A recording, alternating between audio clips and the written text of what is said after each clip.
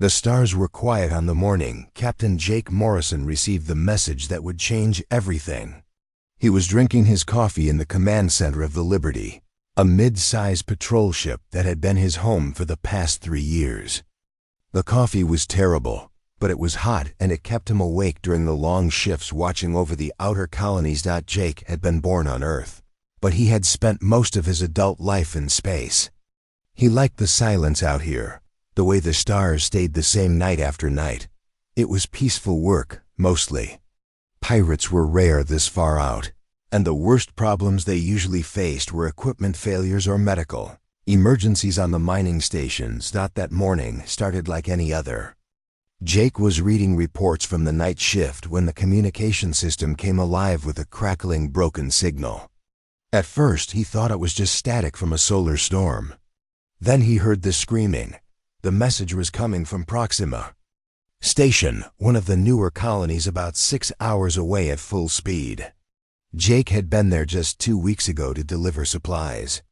It was a small place, maybe 3,000 people living in connected domes on a rocky moon. They grew food in underground farms and sent metals back to Earth. Nothing special, nothing that should attract trouble. But the voice coming through the speaker was full of terror. Jake could barely make out the words between the static and the sounds of explosions in the background. Something about ships, something about hunters, something about everyone being dead. "Amy, get over here," Jake called to his tactical officer. Lieutenant Amy Stevens was young, maybe 25, with short red hair and sharp eyes that missed nothing. She had joined his crew 6 months ago, fresh from the academy, and she was the smartest person Jake had ever worked with. Amy listened to the message 3 times, her face getting more serious with each replay. She worked at her computer, trying to clean up the signal and make sense of what they were hearing. After 10 minutes, she looked up at Jake with worry in her eyes. "Sir, I've pulled out what I can." The caller identifies himself as Dr. Marcus Webb from Proxima Station. He says they're under attack by unknown ships. Large ships, he says, with weapons he's never seen before. The attack started about 2 hours ago. Jake felt his stomach drop.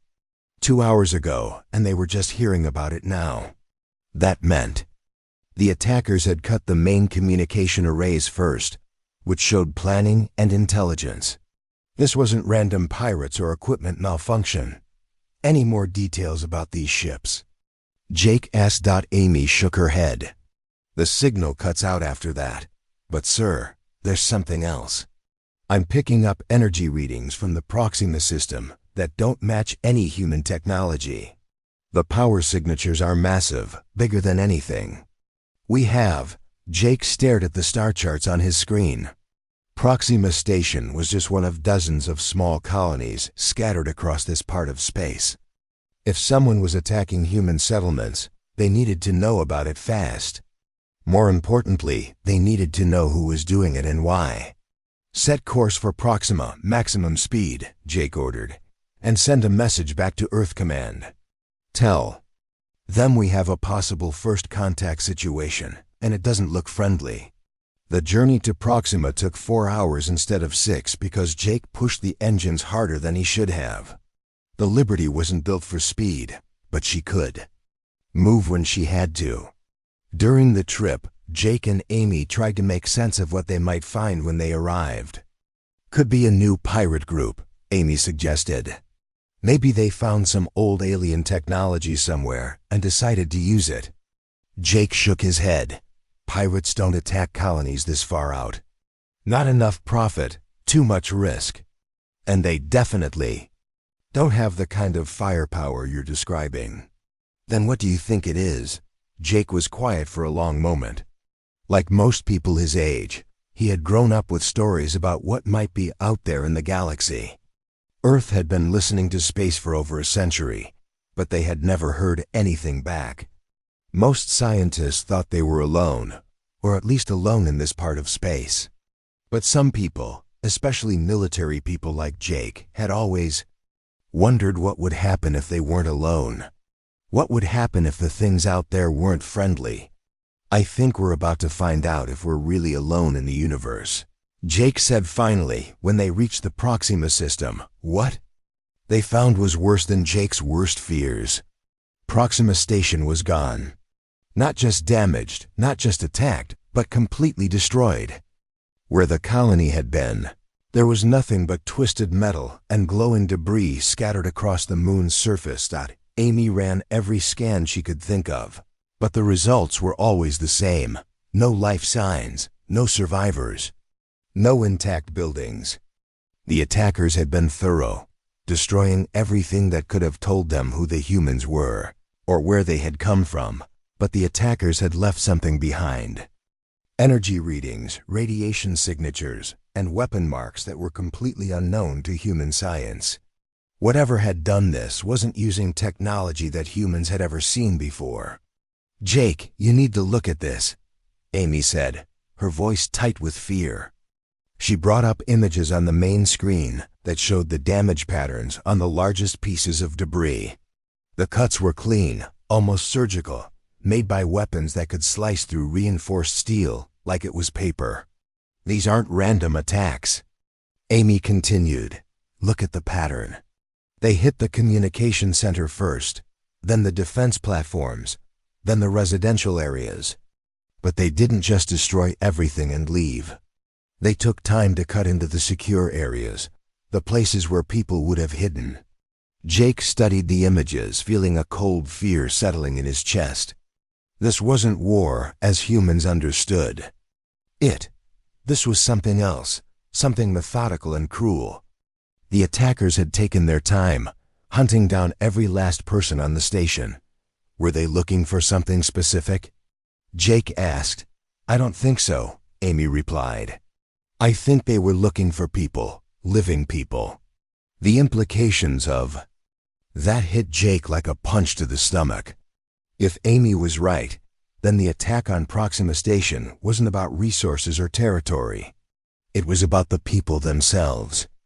Someone or something had come to this quiet colony and taken every human they could find. As they prepared to leave the dead system, Amy picked up one more piece of evidence.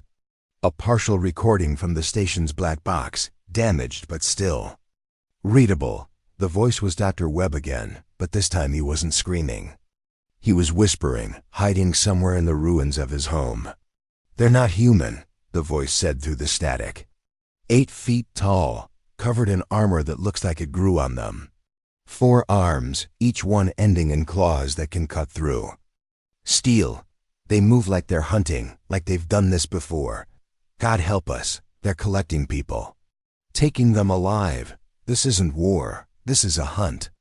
The recording ended there, cut off by the sound of metal being torn apart and a final, horrible scream. Jake and Amy sat in silence for a long time after the recording ended. Outside the ship, the debris of Proxima Station continued its slow orbit. Around the dead world, a monument to 3,000 lives lost to something that humanity had never imagined. We need to get back to Earth, Jake said finally. We need to warn everyone. But even as he gave the order to return home, Jake knew. They were probably too late. If the attackers could destroy an entire colony this easily, what would they do when they found Earth itself? What would they do when they found 6 billion humans living on one small blue world, completely unprepared for the hunters that were coming for them? The age of human innocence was over. The galaxy was not empty, and the things that lived in it were not friendly. Somewhere out there, in the dark between the stars, something was hunting. And humanity was next on the list. The war room at Earth Defense Command had never been so crowded. Admiral Kate Sullivan stood at the center of the chaos, watching as reports flooded in from across human space. Every screen showed the same story. Colony after colony going silent. Ships disappearing without a trace. And now, for the first time in human history, actual footage of the things that were hunting them. The video came from a security camera on New Dallas Station, a mining colony in the Tau Ceti system. The camera shook as explosions rocked the station, but it kept recording right up until the end. Kate had watched the footage dozen times, and it still made her sick. The creatures were exactly as Dr. Webb had described them, 8 feet tall, covered in natural armor that looked like black metal grown from their own bodies. 4 arms, each ending in claws that could slice through steel doors like paper. They moved with the smooth confidence of predators who had never known fear, but it was the way they hunted that made Kate's blood run cold.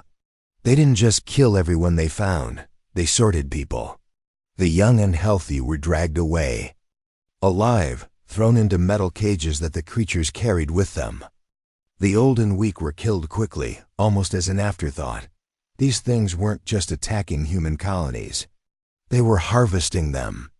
"Admiral, we have Captain Morrison on the line," said Commander Rick Barnes, one of Kate's senior staff. Officers. Rick was a big man with gray hair and scars on his hands from his years as a combat engineer. He had been building Earth's defenses for the past decade, and now those defenses were about to be tested. Jake Morrison's face appeared on the main screen. He looked tired and worried, but his voice was steady when he spoke. "Admiral, we've completed our survey of the Centauri system. It's the same pattern as Proxima. Total destruction, no survivors, and evidence of selective harvesting." Kate nodded grimly. That made 7 colonies in the past 2 weeks. The pattern was clear now. The aliens were working their way through the outer settlements, taking what they wanted and destroying the rest. At their current pace, they would reach the core systems within a month. "Any new intelligence on their capabilities?" Kate asked. "Their ships are fast, Admiral. Faster than anything we have. And their weapons can cut through our strongest armor. Like it's not even there, but there's something else. They're not trying to hide. They want us to know they're coming." That was the part that worried Kate the most. These creatures weren't just attacking human colonies. They were sending a message. Fear was part of their strategy, and it was working. Panic was spreading through the outer colonies as people tried to flee toward Earth, but there was nowhere to run. The aliens were faster than human ships, and they seemed to know exactly where to find every human settlement. "Sir, we're getting reports from the Europa system," said Lieutenant Amy Stevens, who had been transferred to Earth Command after her experience at Proxima. "Commander Barnes' defense platform is under attack." Kate felt her heart skip. Europa Base was one of their most important defensive positions, guarding the approaches to the inner solar system. If it fell, the aliens would have a clear path to Earth itself. On Europa Base, Commander Rick Barnes watched the alien ships approach with a mixture of fear and anger. His platform was armed with the most advanced weapons humanity had ever built. Railguns that could fire metal slugs at a significant fraction of light speed. Nuclear missiles with guidance systems that could think for themselves. Energy shields, powered by fusion reactors that could light up a small city. For the first time in weeks, humans were going to fight back. "All stations, this is Base Command," Rick announced over the communication system. "Unknown vessels are approaching. We are authorized to use deadly force. Repeat, weapons are free." The alien ships were beautiful in a deadly way. They looked like they had been grown rather than built, with smooth curves and surfaces that seemed to shift and change in the light. There were 5 of them, each one the size of a human destroyer. They moved in perfect formation, completely silent, completely confident. "Target the lead ship," Rick ordered. "Fire when ready." The railgun spoke. With a voice like thunder, a metal slug weighing 50 pounds accelerated to incredible speed in less than a second, crossing the distance to the alien ship in the blink of an eye. Rick had seen railgun strikes before. They could punch through the armor of any human warship ever built. The slug hit the alien ship dead center and bounced off like a rubber ball. "What the hell?" Rick muttered. He had never seen armor that could stop a railgun like that. But he had more than one weapon at his disposal. "Launch nuclear missiles full spread," he ordered. .6 missiles streaked away from the base, their computer brains calculating the perfect intercept course. Each missile carried enough explosive power to level a city. Rick watched on his screens as they closed in on the alien ships, waiting for the brilliant flashes that would mark their destruction. The aliens shot down all 6 missiles with weapons that looked like streams of bright blue light. The missiles exploded harmlessly in space, their nuclear fire contained by the vacuum around them. "Sir, they're returning fire," reported Sergeant Lisa Parker, Rick's weapons officer. Lisa was a tough woman who had served in the Marines before joining the Defense Force. She had seen combat before, but nothing like this. The alien weapons were unlike anything in human experience. Instead of missiles or energy beams, they fired what looked like liquid metal that moved with impossible speed and accuracy. The first shot hit Europa Base's main shield generator, and the energy barrier that had protected the station flickered and died. "All hands, prepare for impact," Rick announced. He had maybe 30 seconds before the next shot arrived. 30 seconds to make a decision that would determine whether humanity's first real battle with the aliens would end in victory or defeat. But Rick Barnes had been preparing for this moment his entire career. He had studied every human military campaign going back to ancient times. He knew that sometimes the best defense was a good offense, and he knew that even the strongest enemy could be beaten if you were willing to think differently. "Lisa, target their formation, not their ships," he ordered. "Sir, I don't understand." "They're flying in perfect formation because they think they're safe. Fire everything we have at the space between them. Fill that area with metal and fire." Lisa looked confused, but she followed orders. Every remaining weapon on Europa Base fired at once. Railgun slugs, missile fragments, even chunks of metal from the station's construction supplies. All of it aimed not at the alien ships, but at the empty space where they were flying. The aliens had been expecting the humans to target their ships directly, the way every other species in the galaxy had done for thousands of years. They were not expecting humans to think like humans. The lead alien ship flew directly into a cloud of high-speed metal fragments. Its armor could stop a railgun slug, but it couldn't stop 1,000 smaller pieces of metal all at once. The ship's smooth surface cracked and split, and atmosphere began streaming out of the breaches. For the first time in 3,000 years, a Krex hunting ship had been damaged by its prey. "Direct hit," Lisa shouted. "Their lead ship is venting atmosphere," but Rick's celebration was short-lived. The damaged alien ship began to glow with an inner light, and Rick realized what was about to happen. "All hands, brace for impact. They're going to ram us." The alien ship accelerated toward Europa Base like a guided missile. Rick had just enough time to activate the emergency bulkheads before the ship hit the station's outer ring. The explosion lit up the sky of Europa like a second sun. When the light faded, Europa Base was badly damaged but still functional. More importantly, the remaining alien ships had retreated. They had come expecting an easy hunt, and instead they had found prey that could fight back. On Earth, Admiral Kate Sullivan watched the battle reports with growing amazement. Rick Barnes had done the impossible. He had hurt the aliens. He had shown that they could be beaten, but she also knew that this was just the beginning. The aliens would be back, and next time they would be prepared for human tactics.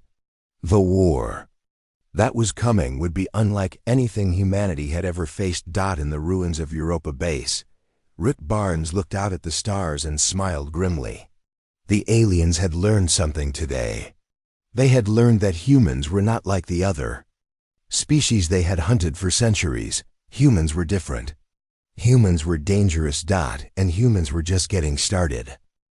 The news of the victory at Europa Base spread through human space like wildfire. For the first time since the attacks began, people had hope. The aliens could be hurt. They could be beaten.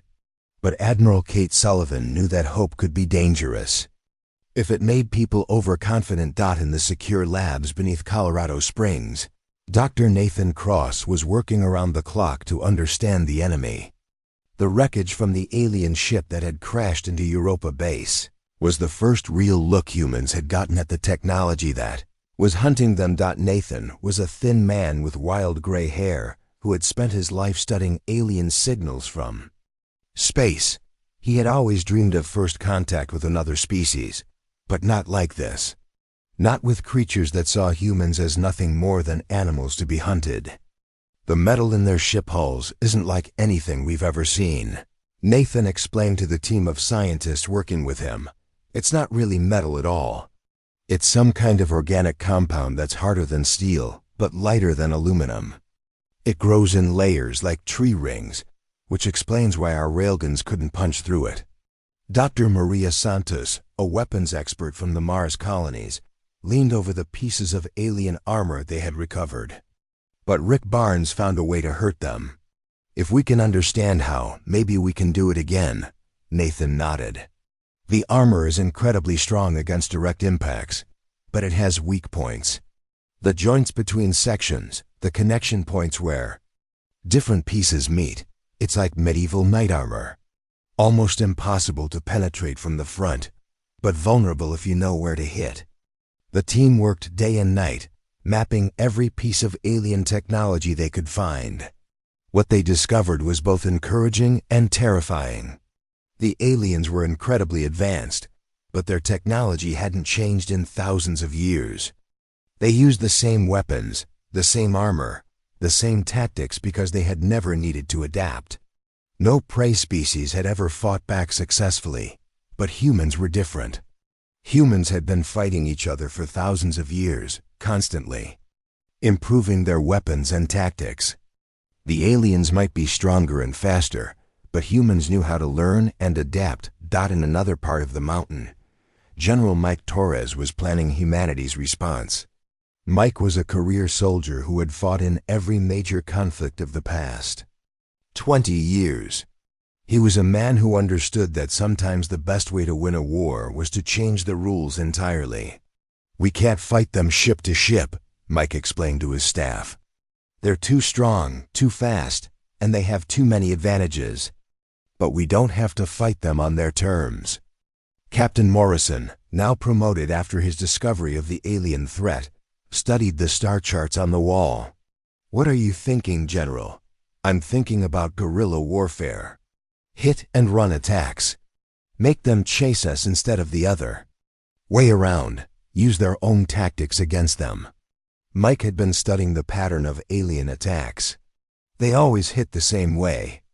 A small fleet would arrive at a colony, destroy the defenses, collect the survivors, and move on. They were hunters, and hunters thought in predictable ways. We're going to give them something to hunt, Mike said, but it's going to be a trap. The plan was risky, maybe even insane. A small human fleet would pose as refugees fleeing from the destroyed colonies. When the aliens came to investigate, they would find what looked like easy prey. But hidden throughout the fleet would be weapons, and soldiers ready to turn the hunt into an ambush. Commander Sarah Blake volunteered to lead the mission. Sarah was a young officer who had grown up on the frontier colonies. She had lost friends and family to the alien attacks, and she wanted revenge. Her ship, the Ghost Rider, was a modified cargo vessel that looked harmless, but carried enough firepower to destroy a small moon. Remember, we have to make this look real, Sarah told her crew as they prepared to leave Earth. If they suspect it's a trap, they'll just destroy us from a distance. We need them to get close enough to board us. The Ghost Rider left Earth as part of a convoy of refugee ships heading toward the Alpha Centauri system. To any observer, it looked like another group of frightened humans trying to escape the alien hunters. The ships were old, slow, and apparently defenseless. Perfect prey. It took 3 days for the aliens to find them. Sarah's sensor operator, Corporal Tim Walsh, picked up the alien ships while they were still hours away. 5 hunter ships, the same type that had attacked Europa base. They approached slowly, confidently, like cats stalking mice. All ships, this is Ghost Rider, Sarah broadcast on the encrypted channel. Remember, let them get close. Don't fire until I give the signal. The alien ship surrounded the convoy, moving into boarding positions. Sarah could see them through the viewports of her ship, dark shapes against the stars. They were beautiful and terrible at the same time, like dangerous predators from some alien ocean. The first boarding pods launched from the alien ships, heading straight for the Ghost Rider. Sarah watched them approach and smiled grimly. The aliens thought they were about to collect another group of helpless humans. They were about to learn how wrong they were. "Signal all ships," Sarah ordered. "Spring the trap." The refugee convoy exploded into action. Hidden weapon ports opened along the sides of the cargo ships. Soldiers in combat armor emerged from concealed positions. The Ghost Rider's true nature was revealed as its disguised hull plates fell away to expose military-grade weapons. The aliens found themselves in the middle of a carefully planned ambush. Instead of boarding helpless refugee ships, their boarding pods were flying into a crossfire of human weapons. The first pod was destroyed before it could reach its target. The second managed to dock, but was met by a squad of Marines led by Sergeant Kelly Rogers. Kelly was a veteran of the colonial wars, who had volunteered for this mission because she wanted to face the aliens in close combat. She had studied the footage from the destroyed colonies, learning everything she could about how the aliens fought and moved. The alien warriors that emerged from the boarding pod were everything the reports had said they would be: 8 feet tall, armored like living tanks, with 4 arms that ended in claws that could cut through steel. They had been hunting other species for 3,000 years, and they had never lost a close-quarters battle, but they had never fought humans before. Kelly's squad was armed with new weapons designed specifically for fighting the aliens. Armor-piercing rounds that could penetrate the weak points in alien armor. Explosive charges that could crack even their natural plating. And most importantly, tactics that the aliens had never seen before. The aliens fought like individual warriors, each one relying on their own strength and skill. The humans fought as a team, each soldier supporting the others, coordinating their attacks to exploit every weakness they could find. The battle was brutal and short. When it was over, 3 alien warriors lay dead in the corridor of the Ghost Rider, and Kelly's squad had captured one alive.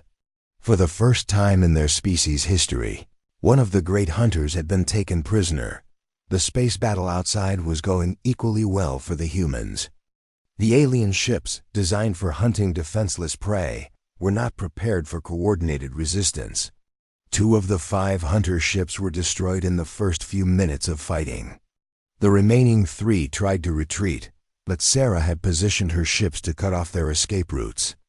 "This is for Proxima Station," Sarah said as she fired the killing shot that destroyed the alien flagship. When the battle was over, the convoy continued toward Alpha Centauri, but everything had changed. The humans had not just survived an alien attack, they had planned it, executed it perfectly, and won a complete victory. The hunters had become the hunted. Back on Earth, Admiral Sullivan received the report of the victory with a mixture of joy and determination. The war was far from over, but humanity had proven something important. They could not just fight the aliens. They could beat them. The galaxy was about to learn that there was a new hunter among the stars. And this one was just getting started. The captured alien sat in the holding cell beneath Earth Defense Command, staring at the humans who had dared to take one of the great hunters prisoner. Warlord Thactor had ruled a hunting fleet for over 2 centuries, leading raids against dozens of different species across the galaxy. He had never been defeated, never been captured, never imagined that prey could turn the tables on their hunters. Dr. Nathan Cross stood outside the cell with Admiral Kate Sullivan, studying the alien through the reinforced glass. Thactor was even more impressive in person than in the security footage.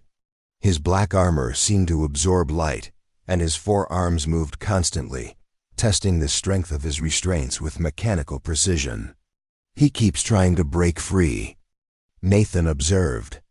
"Even though the restraints are made from their own ship metal, It's like the concept of being trapped is completely foreign to him. Kate nodded. According to our prisoner interviews, his species calls themselves the Kreks. They've been hunting other civilizations for over 3,000 years. To them, every other species in the galaxy exists to be hunted. The interrogation had taken weeks, but slowly the humans had learned the truth about their enemies. The Kreks Empire controlled hundreds of star systems, ruling through fear and violence. They divided all life in the galaxy into two categories, hunters and prey. They had never encountered a species that could fight back effectively. What about the other species? Kate asked. The ones they've conquered? Nathan pulled up a holographic display showing what they had learned about the galaxy. Dozens of civilizations, maybe hundreds. Some were destroyed completely. Others were kept as slaves or breeding stock. A few were allowed to survive as long as they provided tribute to the Kreks. The scope of the Kreks Empire was staggering. They had been expanding for millennia, consuming entire civilizations with the casual efficiency of a forest fire. Earth was just their latest target, another small world full of weak creatures that would provide sport for their warriors. But the Kreks had made one critical mistake. They had assumed that humans would be like all the other species they had encountered. They had expected fear, submission, and quick defeat. Instead, they had found something they had never seen before. A species that got stronger when it was threatened. General Mike Torres entered the observation room carrying a datapad full of reports from across human space. The war had been going on for 6 months now, and the tide was finally turning in humanity's favor. The recruitment numbers are incredible, Mike reported. Every human colony wants to join the fight. We've got more volunteers than we can train, and more ships being built than we can crew. The alien attacks had done something the Kreks never intended. They had united humanity like nothing else ever had. The old divisions between Earth and the colonies, between civilian and military, between different nations and cultures, all of that had disappeared in the face of an enemy that threatened the entire human species. What about our new allies? Kate asked. Mike smiled. That's the real news. We've made contact with 3 different species that the Kreks have been oppressing. They want to help us fight. The first contact had come through a damaged alien ship that had been fleeing from Kreks hunters. The crew were reptilian creatures called the Vorthek, refugees from a world that had been devastated 50 years earlier. When they learned that humans were actually fighting the Kreks and winning, they had begged to join the war. The Vorthek have natural camouflage abilities, Mike explained. They can change their skin color to match their surroundings. Combined with human stealth technology, they make perfect infiltrators. The second species were the Milani, bird-like creatures with hollow bones and incredible flying abilities. They had been forced to serve as scouts for the Kreks for over a century. When human forces liberated their homeworld, the entire species had sworn alliance to Earth. The third group was the most surprising. They were called the Builders, and they were the ones who had actually constructed most of the Krek ships and weapons. For thousands of years, they had been slaves, forced to create the tools that their masters used to oppress the galaxy. They had been waiting for someone strong enough to challenge the Kreks, and now they wanted revenge. Captain Morrison, now Admiral Morrison, after a series of rapid promotions, was leading the first joint human-alien fleet into Kreks territory. His flagship was the Defiance, a new type of warship that combined human tactics with alien technology. The ship's hull was made from Vorthek stealth materials.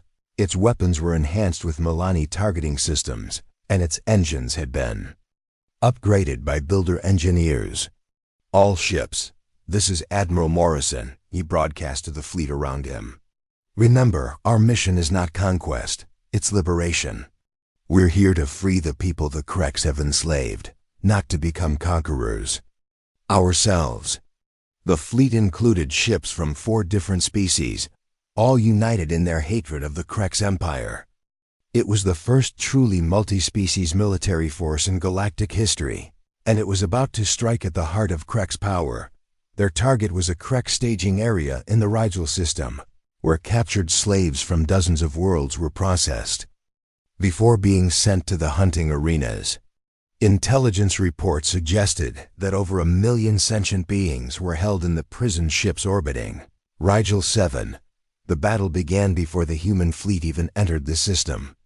Vorthik infiltrators had been inserted weeks earlier, using their camouflage abilities to sneak aboard Krek ships and sabotage their weapons. When the Krek's fleet moved to intercept the human attack, half their ships suffered critical failures. Admiral Morrison watched the enemy formation fall apart and smiled grimly. All ships, attack formation. Show them what happens when prey fights. Back, the space battle was unlike anything the galaxy had ever seen. Human ships moved in coordinated swarms, their tactics adapted from the study of Earth animals like wolves and sharks. Milani pilots provided reconnaissance and precision strikes. Vorthik saboteurs continued to cause chaos among the Krek's fleet. And builder ships used their intimate knowledge of Krek's technology to exploit every weakness. The Kreks, who had ruled through individual strength and superior technology, found themselves completely outmatched by an enemy that fought as a unified force. Their ships were faster and more powerful, but they couldn't adapt to the constantly changing human tactics. Colonel Danny Wright led the ground assault on the prison ships. Danny was a Marine who had lost his entire family in the initial Krek's attacks. He had volunteered for every dangerous mission since then, driven by a need for revenge that burned like a cold fire in his chest. His assault team was a mix of humans and aliens, each species contributing their unique abilities to the mission. Human Marines provided heavy weapons and tactical coordination. Vorthak infiltrators used their camouflage to scout ahead. Milani flyers served as rapid response units, and builder technicians disabled the prison ship security systems. The rescue operation was a complete success. Over 1 million slaves were freed in a single day, representing dozens of species that had been oppressed by the Kreks for centuries. Many of them had never seen the sky of their homeworlds again, having been born in captivity aboard Krek ships. But the most important part of the victory was psychological. For the first time in 3,000 years, the Kreks had been decisively defeated. Their myth of invincibility was broken. Across the galaxy, oppressed species began to hope that freedom was possible. News of the Rigel victory spread faster than light through the galaxy's communication networks. On 100 worlds, slave populations began to revolt. Krek's governors found themselves facing uprisings they had never thought possible. The empire that had ruled through fear was discovering that fear could work both ways. Back on Earth, Admiral Sullivan received reports of Krek ships fleeing from their own territory, heading for the safety of their core worlds. The hunters who had terrorized the galaxy for millennia were running scared. Phase 1 is complete, she announced to her staff. The Kreks know they can be beaten. Now we move to Phase 2. We take the war to their homeworld and end this once and for all. The galaxy was changing. The age of the hunters was ending, and the age of the liberators had begun. The Krek's homeworld hung in space like a dark jewel, its surface covered in massive cities that had been built on the bones of 1,000 conquered civilizations. Admiral Morrison stood on the bridge of the Defiance, looking at the planet that had been the source of terror for the entire galaxy for 3,000 years. Around him, the largest fleet in galactic history prepared for the final battle. Ships from dozens of species filled the space around the Krek's homeworld, all united in their determination to end the reign of the hunters forever. Human vessels flew alongside Vorthik stealth ships, Milani fighters, and massive builder cargo. Ships that had been converted into weapons of war. "Admiral, we're receiving a transmission from the planet," reported Lieutenant Beth Murphy, Morrison's new communications officer. Beth had joined the fleet after her home colony was destroyed in the early days of the war. She had worked her way up from a refugee to a bridge officer through pure determination and skill. The face that appeared on the main screen was unmistakably Krex, but different from the warriors they had fought before. This one was older, with scars across his armored face that spoke of countless battles. His 4 arms moved constantly, and his eyes burned with a hatred that seemed to come from his very soul. "I am Overlord Zakthul, ruler of the Krex Empire," the alien said, his voice translated by the ship's computers. "You have come far from your little blue world, humans. But this is where your story ends. You think you understand war because you have won a few battles against our hunting fleets. You know nothing of what real war means." Morrison stepped forward, his own face calm and determined. "We know enough. We know that your empire is built on the suffering of innocent people. We know that you've terrorized the galaxy for thousands of years, and we know that it's time for that to end." Zakthul's laugh was like the sound of metal grinding against stone. "You speak of innocence as if it matters. There are only 2 kinds of life in the universe, human, predators and prey. We are the greatest predators who have ever lived. You are just another species of prey that has forgotten its place." "Maybe we were prey once," Morrison replied. "But you taught us something important. You taught us how to survive being hunted. And now we're something new, something you never saw coming." The transmission ended, and Morrison turned to address his fleet. Every ship in the Armada was listening, waiting for the order that would begin the final battle of the war. "All ships. This is Admiral Morrison. Today we end 3,000 years of tyranny. Today we show the galaxy that no one has the right to hunt other people for sport. Today we prove that predators can become prey." The battle began with the Krex orbital defenses opening fire. Massive weapons platforms that had been built into asteroids around the planet launched waves of energy that could destroy entire fleets. But the Allied forces had learned from every previous battle. They didn't attack in straight lines like traditional fleets. They moved like a swarm, each ship supporting the others, adapting to the enemy's fire patterns. Vorthic infiltrators had been working for weeks to sabotage the Krex defenses. As the battle began, entire weapon platforms went offline, their targeting systems corrupted by alien viruses that the Krex had never seen before. The mighty defenses that had protected the homeworld for millennia began to crumble. On the planet's surface, Commander Frank Lopez was leading the largest ground assault in galactic history. Frank was a former Special Forces operator who had been training alien resistance fighters for months. His army included soldiers from 50 different species, all united in their hatred of the Krex Empire. The assault began at dawn, local time. Dropships filled with human marines landed in the middle of Krex cities, their missions to capture key government buildings and free the slave populations that worked in the factories. Milani flyers provided air support, while Vorthic infiltrators took out communication centers and weapon depots. But it was in the ancient hunting arenas that the most important battle was fought. These massive stadiums had been the heart of Krex culture for thousands of years, places where captured slaves were forced to fight for the entertainment of their masters. The arenas contained evidence of every species the Krex had destroyed, trophies taken from worlds that no longer existed. Colonel Danny Wright led his Marines through the twisted corridors beneath the largest arena, hunting for Overlord Zakthul. Himself, Danny had studied the layout of these buildings from reports given by freed slaves. He knew that the Krex leaders always watched their games from private viewing boxes. High above the arena floor. The fighting was fierce. Krex warriors defended their homeworld with desperate fury, knowing that defeat meant the end of their entire way of life. But they were facing an enemy that had learned from every battle, that could adapt faster than they could respond. Danny's team fought their way to the main arena, where they found Zakthul waiting for them. The Krex overlord was not alone. Around him stood a dozen of the largest Krex warriors Danny had ever seen, each one covered in armor that looked like it had been forged from the metal of destroyed starships. So the prey has come to face the hunter, Zackthul said, his voice echoing through the empty arena.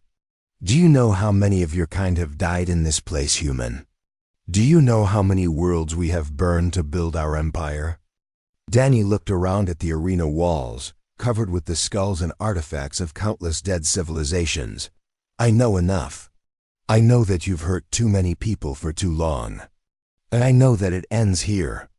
The battle in the arena was brutal and personal. Krek's warriors fought with the strength and skill that had made them the terror of the galaxy.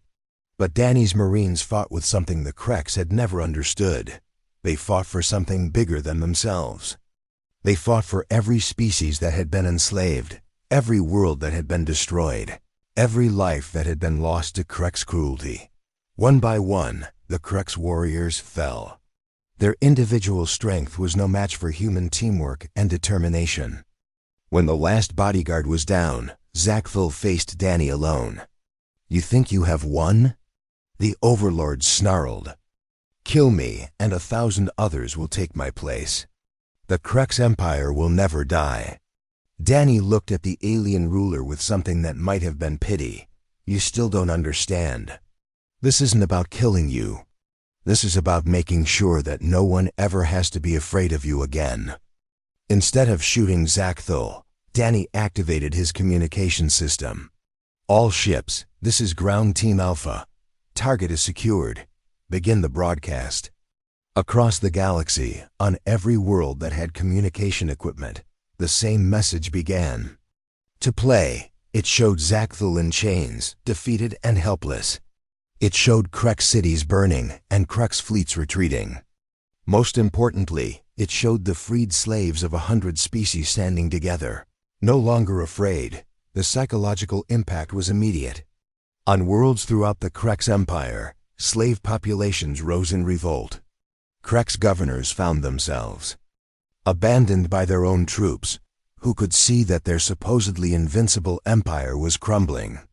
Within hours, the government that had ruled the galaxy for 3,000 years had collapsed. 6 months later, Admiral Morrison stood in the same arena where Zackthul had been captured.